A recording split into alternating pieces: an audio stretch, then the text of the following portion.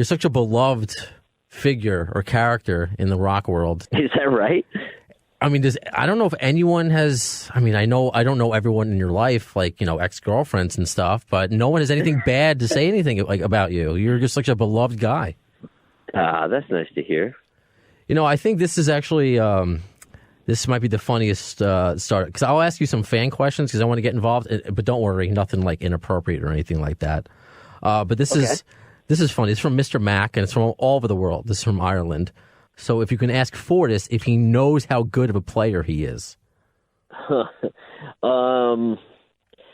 think I have a good handle on where I am at as far as a player. I know what I can do and what I can't do, and what I would like to be able to do that I can't do. When did it? Because you're from St. Louis, through and through, right? I am from St. Louis. I lived in New York most of my life, though. Oh, where in New York? In Lower East Side. Okay, I'm in Tribeca right now. Right on. Yeah, I still own my apartment on on Grand Street. Okay, so I mean, how often do you go back home to St. Louis? Because I will say I went to St. Louis once. It was several years ago. I have, quick side story. I have a neurological disability, and my dad had taken me to the Mayo Clinic in Minnesota a couple times, and he took me to Washington University in St. Louis. Ah, okay, yeah. And I honestly fell in love with that city. I was actually looking for radio jobs in St. Louis. From everything, I went to the old Busch Stadium. I got to see my former favorite Yankee, Tina Martinez, play when he was on the Cardinals. I remember going to a restaurant because I was too young at the time, a restaurant with my dad after, and seeing it was right after a St. Louis Blues game. And for a New Yorker, where you got two teams for every sport, and it's all just like a bloodbath, but everyone just joining together for one team. It was just... What a wonderful city that is. So I'm just curious if that's where you grew up, and that's where, that's what shaped you to be the person you are. Now.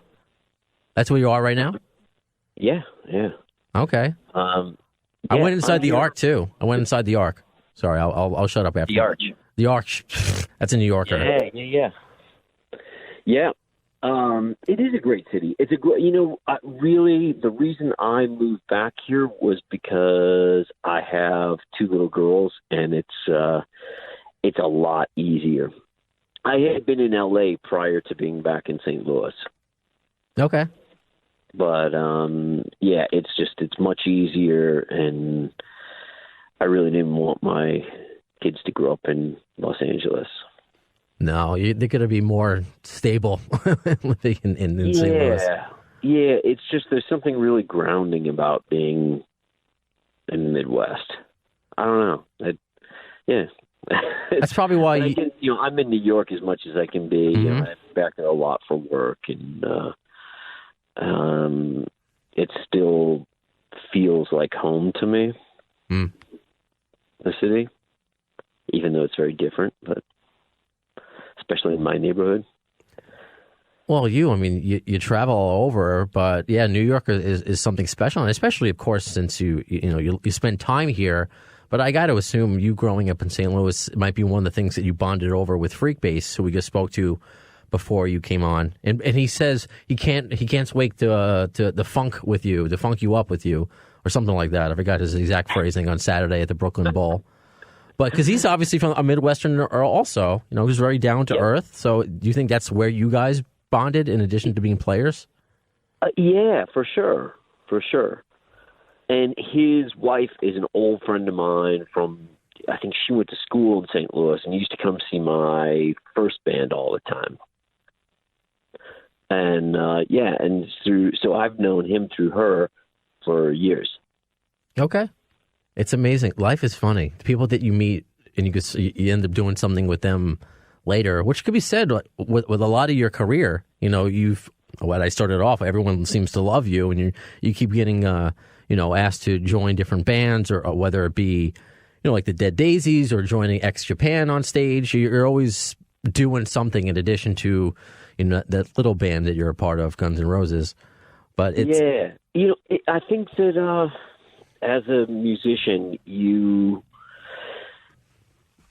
I think there's so many great musicians out there that are phenomenal players. It really has a lot to do with how you relate to other players, other musicians, and I think that's why I've been as fortunate as I have been, because we all share a passion for music, and it's our life obsession, and you feel that from other musicians when you meet them, and it's a bonding thing. And if you can get along with somebody, and you have that in common, I think that ultimately that's what makes you appealing, I do. So what of, where your kids are going to grow up now? They're going to grow up like you, St. Louis. So what was like little Richard like? Not the little Richard, but the young version of yourself growing up in St. Louis. Like, how did what drew you to the guitar? Did you always want to be, a professional musician? Did perhaps your career, as a wrestler not work out? I mean, like what made you go on this path? When I was little, I remember being like 4 or 5 years old and being in Sunday school and at church, and them asking me, what do you want to be when you grow up? And they were asking everybody in the group, and I remember thinking, that's my earliest memory of thinking, I want to be a musician. Hmm. And I started playing violin when I was young. I was about, 4 or 5. And oh, wow. Then also started playing drums around that time. And it really just fell in love with it at a very young age. And with it being music, and I didn't start playing guitar till I was about 12. Yeah, about 12 years old. Hmm. But I continued playing violin, throughout my life. And you still play violin, like every now and then, or? Yeah, in fact, I have to do a session this week where I'm playing violin and cello. Oh man, we got to see you do like a Jethro Tull cover or something. We got to get you doing a violin solo on some of these shows. It's funny, you don't think about violin with. I don't equate violin with Jethro Tull as much as flute, but they did have a violinist. Jobson played violin when he was with him. Yeah, Eddie Jobson. Okay, see, they're there. I obviously, the big thing is the flute, but it was the first rock band that came to my name, other than, Yellow Card, that pop punk band had a violinist. Right. But what about ELO? Oh, duh. Yeah. I was just watching Jeff Lynne's ELO on that special on Showtime. Yeah. I haven't seen that. It's a live performance. Yeah, I think it was from the O2 Arena. Mr. Blue Skies, the documentary, the Jeff Lynne documentary. I haven't seen that. It's fantastic. So we both have homework to do. Yeah, I was always a big fan. Oh, yeah. I love it. I'm the oldest of 4 boys, and my third youngest brother one day just goes to me, have you ever heard of this band, Electric Light Orchestra? I just look at him like, you're 20. Have you heard of a band from the 70s? Yes, I know who they are. But it was nice to see somebody young dig deep into that. But speaking of, like, I guess, older music, so then what were you listening to when you were younger, especially when you were, with violin, or like what got you into guitar? I guess we should go there.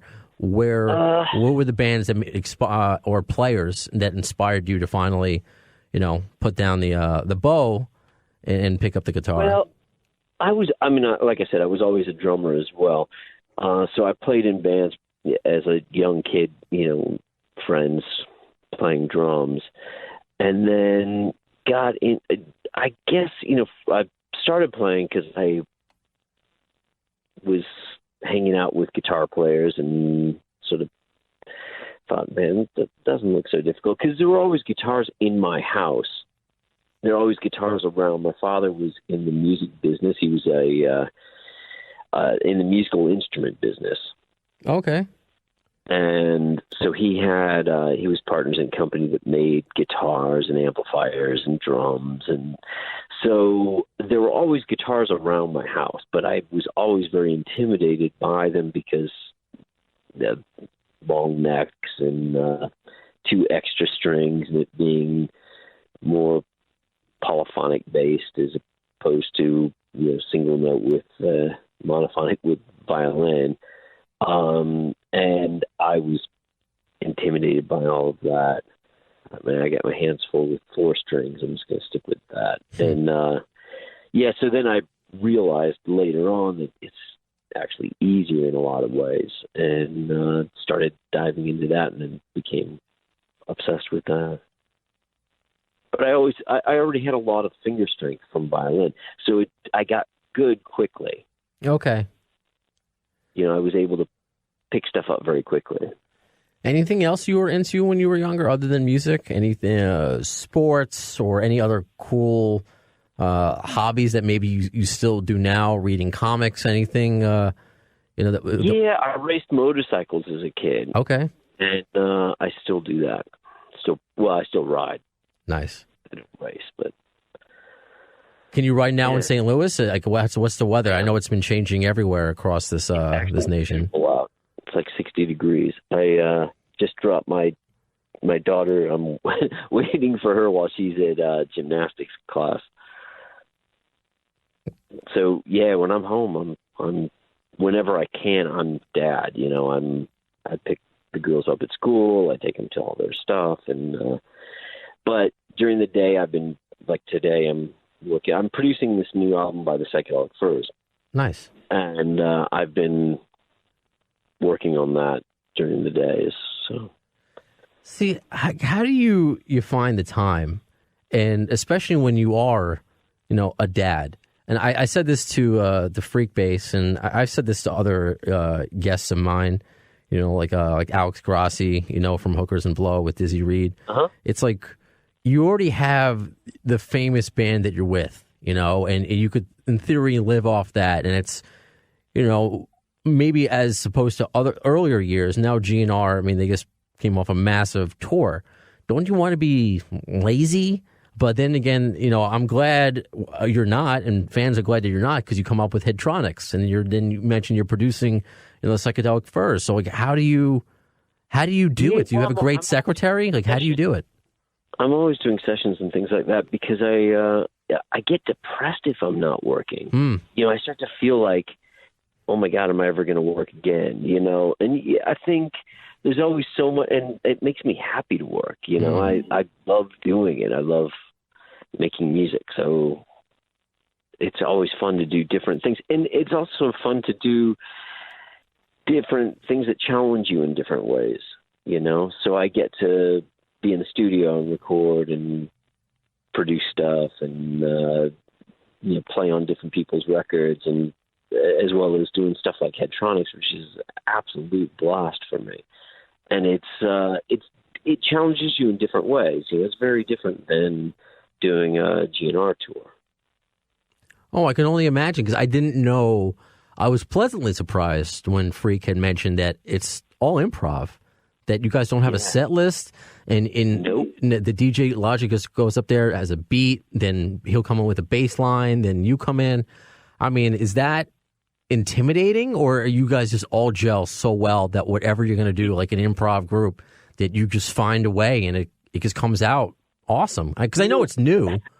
The thought of going to see something like that, to me, would be horrific. Like, unless it's a caliber of player where it's a really interesting conversation, music being a conversation.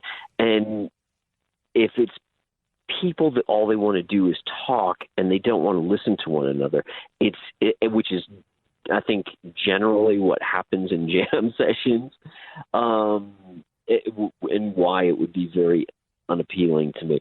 But when you have players of a certain caliber and maturity, we're all listening to each other. We're all thinking as writers and producers. So it's not ego driven, and it's not masturbatory. So it's more about listening to what other people are doing and then finding a simple line and developing that, and then changing it, as so seeing that for 16 bars and then letting that go and shifting on something else and listening to what other people, it's really magical when it's right. And with this group of people, it's just absolutely phenomenal. And, my first show with them was last weekend, and I was really not knowing what to expect as far as how people would respond. But man, people were just blown away by it, and it's incredibly infectious, and there's something really magical about it, because knowing that it's all completely unscripted, and that it's very pure and very organic, and when it's working and it's magical, it's just, there's nothing else like it, and it's really phenomenal to be a part of that. Yeah, I was saying, to Freak as well, that it's something that is missing, not in just today's rock genre, but just in general. And we were talking about the Grammys or the Super Bowl halftime show, where everything is so cookie cutter. There's going to be no surprises, and I feel like that's not what music is supposed to be. And you had mentioned that with the caliber of players, because it's not like you're up there, oh, let me tune my guitar, let me check my amp, and there's like these lulls. You just all seem to gel, and it's like you had rehearsed these songs, based upon the videos you've been sharing on your Instagram and your Twitter and your Facebook. It's yeah, you're right. It's the antithesis of what the Super Bowl is. I mean, the shows like that, or the Grammys. It's so. I mean, I've done all that stuff, and it's so scripted, and it's so homogenized, and it's. I mean. It's about the dancing. It's about what people are. They're not 9 out of 10 times. Those people aren't even playing really. Yeah. And if they are, they're playing the tracks, and it's just that's not really what live music is about. And I think that's what has turned people off to it. It's become so polished that live shows, it's just not. There's nothing dangerous about it. You might as well listen to the record. Why see the show? Pretty much all. So that actually relates to another fan question. This is from Tintan from Mexico. His question will be related to your work with NSYNC and Enrique Iglesias. Speaking of that genre, so he would like to know how those collabs came to life. And I love that you keep all of these the names in your Twitter profile, because Enrique's up there with GNR and the rest of your work. So how did those come to be, and what do you? I mean, I assume you prefer rock, but do you like being a part of all these things? That I learned a lot. You always learn from different experiences, and playing with Enrique was interesting because the band was so good. And I came into that through a friend of mine, Tony Bruno, who's one of my favorite guitar players. And, just the opportunity to play with him, and it was a great band. It was a lot of fun to do. And, I mean, it wasn't like, I was going to spend 20 years in that band, but, it's for a quick thing. Same thing with Rihanna. That was a lot of fun to do for a short period of time, for the same reasons. And it's not so much about, but, at the same time, I couldn't see doing those gigs for a long period, because it would start to seem like a job, because you're playing the same exact thing every night. Yeah, and there's no improvisation. That's right. And it's, again, you're playing along with recorded tracks, or whatever, or to a click. And it's just not that, like I said, it's not that. I mean, there are moments where it's free, but for the most part, it's It's not, and it's not about that. But I mean, I didn't do either of those gigs that long. As far as NSYNC, I never did anything live with them. I did. I came into that because my friend BT, who I work with quite a bit, I'm actually doing a record with him next week. A collaboration with two of us, which is going to be similar to Headtronics. It's going to be a lot of fun. Cool. But more electronic music. And he was producing the NSYNC stuff and writing it, so he brought me in.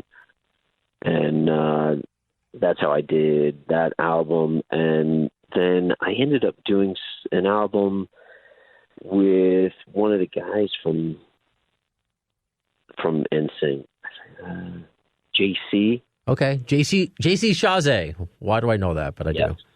Yes.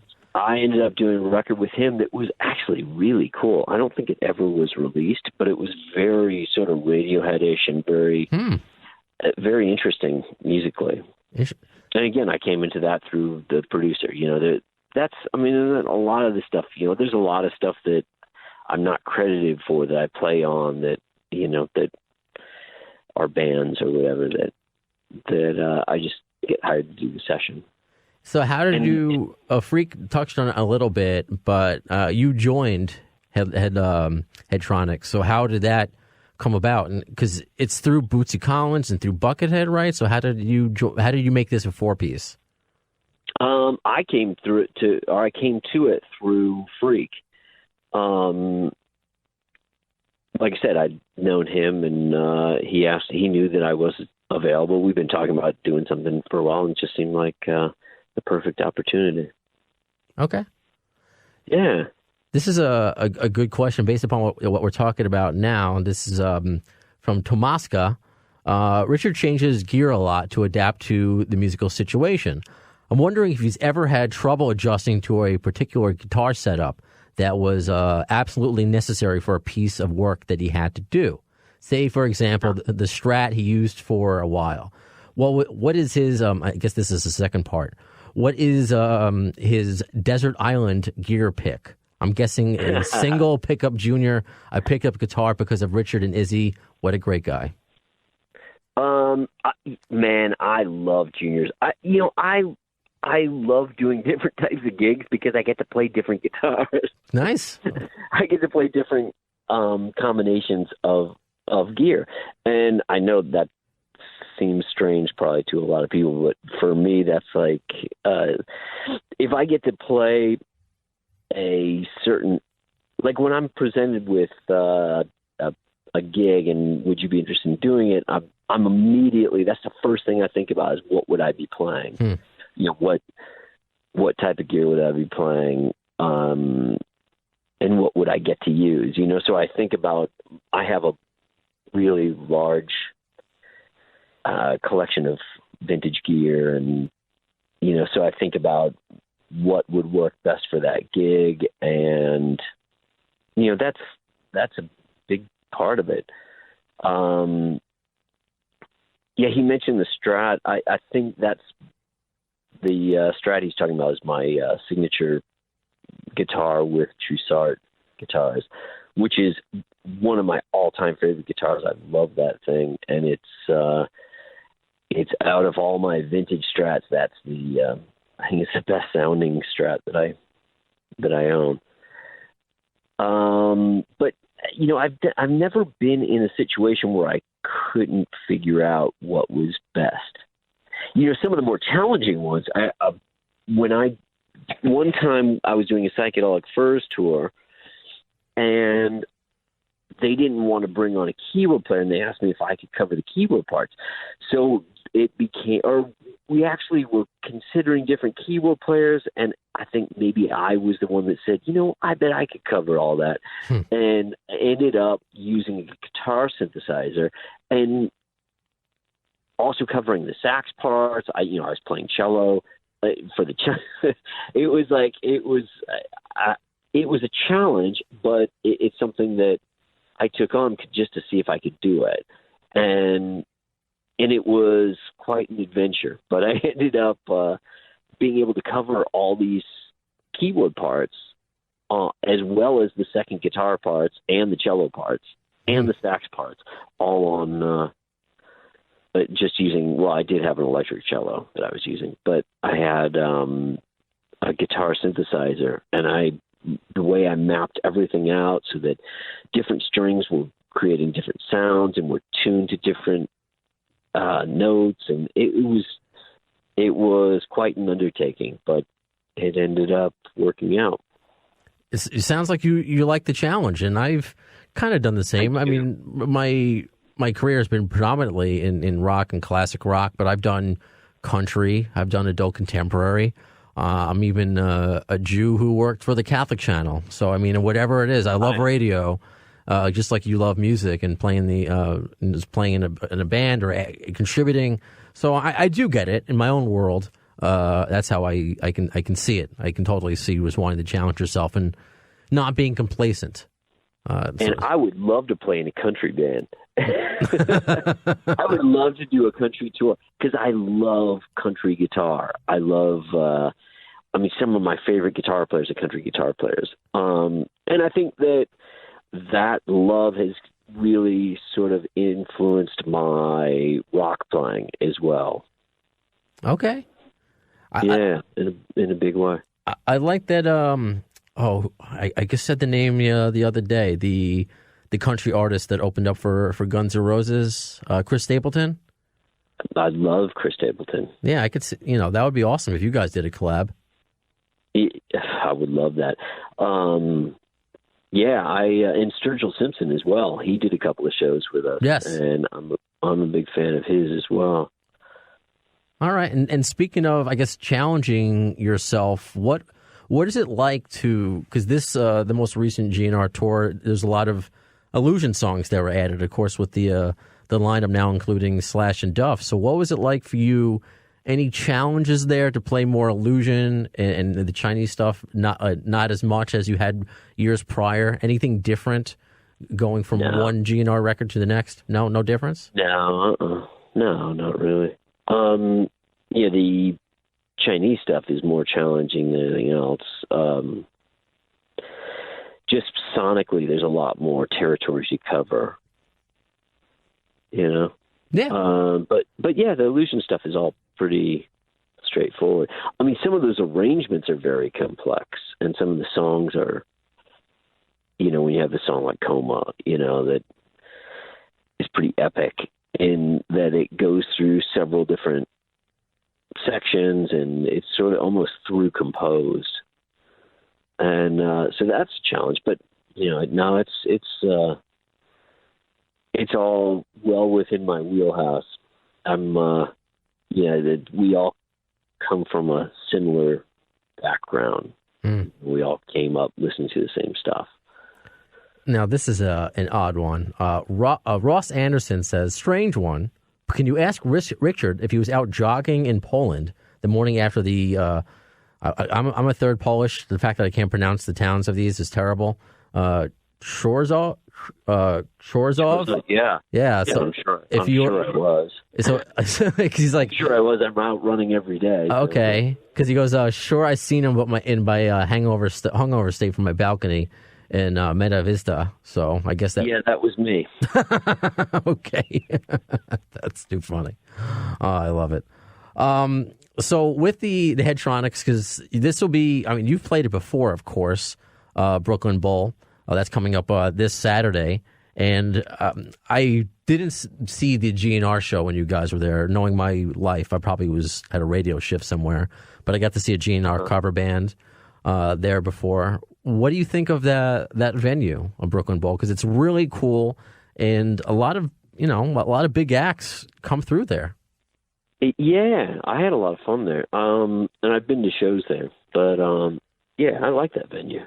Where do you see this going? Because a Freak said, and I'm assuming you'll agree that you encourage fans to tape the shows. Because if it's all improv, I'm like, is anything recorded? Or are you going to ever work off any of these pieces of music? No. But for a future album, though. I don't know. We should record. We should release something because it's such a great group of players. That's what he thought. He's like, let's get a whole, since you guys are built on live and being improv, just get like an audience into the recording studio and do the album like that. That's a good idea. All right, good. And it's so easy now to record live, multi-track. That would be it'd be easy to do. Well, I hope that comes to fruition. Do you mind sharing some thoughts on Buckethead? Of course, because you've played with him quite often. Phenomenal talent. He's one of the greatest guitar players I've ever seen. He's fantastic. I finally got to see him for the first time. I don't know, might have been a few months ago. It was at B.B. King's Blues Club here in the city, which is closing, or it has closed. Oh, yeah, I heard it was closing. That's too bad. I saw some good shows there. I saw the Meters there. Check this out. I saw Ike Turner play there. And John Spencer opened. Oh, wow. Yeah, Blues Explosion opened for Ike Turner. It was unannounced, but yeah, that was a great show. I don't know if I've ever met anyone who's been to an Ike Turner show. That's amazing. That's amazing. Yeah. Especially that it happened locally. But I mean, I hope you do. And I know we're short on time, and you are super busy. You're obviously in St. Louis. You still have to get to New York in a couple of days. But I do hope Headtronics does put something out, because this is just a really cool band. And the premise of it is really cool. When you bring all different things to it. And I think me, along with the rest of the GNR fans, we love all these, and I've used like a spin-off sitcom, all these spin-off, like they're real bands, but if you look at GNR as the mothership, if you just look at it like that, what Duff's solo record, what Slash is doing, I love that you're all having all these awesome musical babies in addition to it. If that doesn't sound too weird. Doing his thing with Hookers and Blow. Yeah, and then he's putting out I never thought it was going to happen. That's what Alex would say, putting out a Hookers and Blow covers record. And I'm hoping to... is that right? Yeah. I'm hoping to... Cause I've had Alex on a few times, and last time he was supposed to be with Dizzy, but he overslept. But his wife was nice enough to wake him up for me just to say hi on the podcast. So that sounds about right. So while I technically have had a current Guns N' Roses member on the show, I would say you're officially the first GNR member that I've gotten to interview, a current GNR member. So I really do appreciate the little time that you have. Again, being in all these cajillion bands and being a dad. And you got married not too long ago, right? Maybe a year or so ago, right? Or a couple of years ago, yeah. Okay, so kind of remember. I mean, obviously we haven't spoken, so mazel tov, even though it's belated. Thank you. If you don't mind, you can just cut me off whenever. A couple of questions, if I can just get them in. I wanted to answer, the last question you asked about Desert Island gear. Okay. I wanted to answer that because, ironically, I've been commenting on that on Instagram, that the guitar that I played at the last Headtronics show is a 73 Les Paul Signature, and it is probably, of all the guitars I own, it's definitely not even close to being the most valuable guitar that I own. But as far as a Desert Island guitar, that would probably be the one, just because it's so incredibly versatile. It feels like an old pair of jeans for me, because I played it so much in living in New York. And doing sessions every day during session work. That would be the guitar I would always use if I didn't have an idea of what I was walking into. So unless a producer specified and said, hey, this is the vibe, and I had some idea of, what he was going for, I would then bring that guitar, because I knew I could cover any bass with that. Okay. And I played it in clubs and, when I would play in New York City, and it just, every week, that was my sort of my act. So, yeah, that would be my Desert Island pick. Probably. Awesome. See, that's what we got a lot of questions for you, Richard. And obviously, I can't get to them all, but they're not all what you may think are the obvious ones. But it's how does he play the way that he does? Why does he like playing this way? It's all about your talent and your specific, your particular set of skills, as they say. So that's why I started everything off that you're so beloved. So again, because I got to get you out of here, if I can just ask one more question, jumping off that. Everyone hangs on your words whenever you do an interview, and again, I'm so appreciative that you've given me time. Are you the last interview you did with your hometown station that really blew up? Is there anything do you like that when people are knowing that whether it's on this show or wherever, it's going to be go viral? The thing that's no, because the thing that's sort of difficult with that is that whenever you say anything about how you feel or what might happen or what especially when it pertains to Guns N' Roses, people then take that and either they misquote you or they leave things out to make it seem like you're making an announcement, and then all these websites pick up on it and they twist it further, and it's just it's very difficult in that way.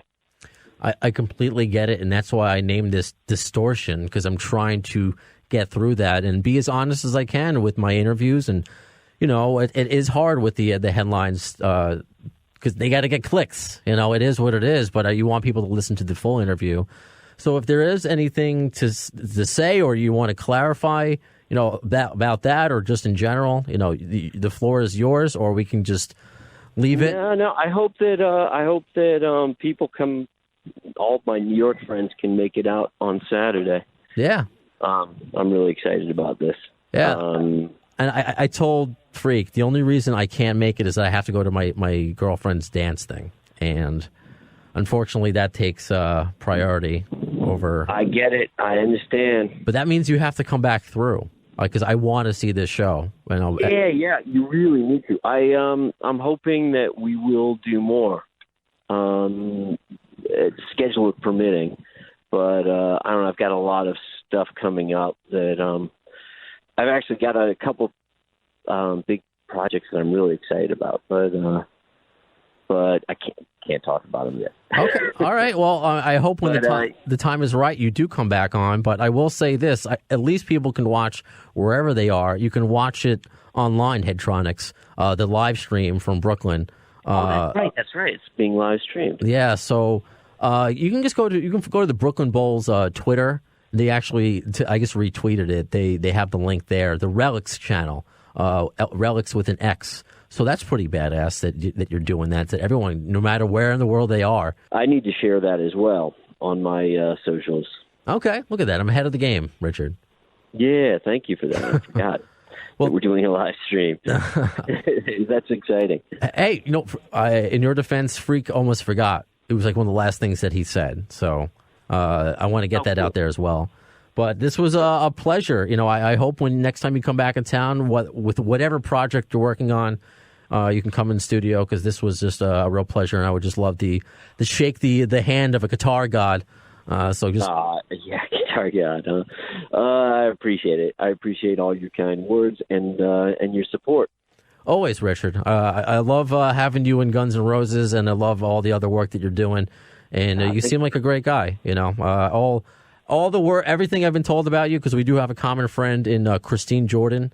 I used to work with her at United Stations Radio Networks, and she says what an awesome guy you are. That's right. Yeah, so, small world. So I'll let you go, but thanks, Richard, and I hope we can do this again. All right, for sure. Take care. Okay, bye.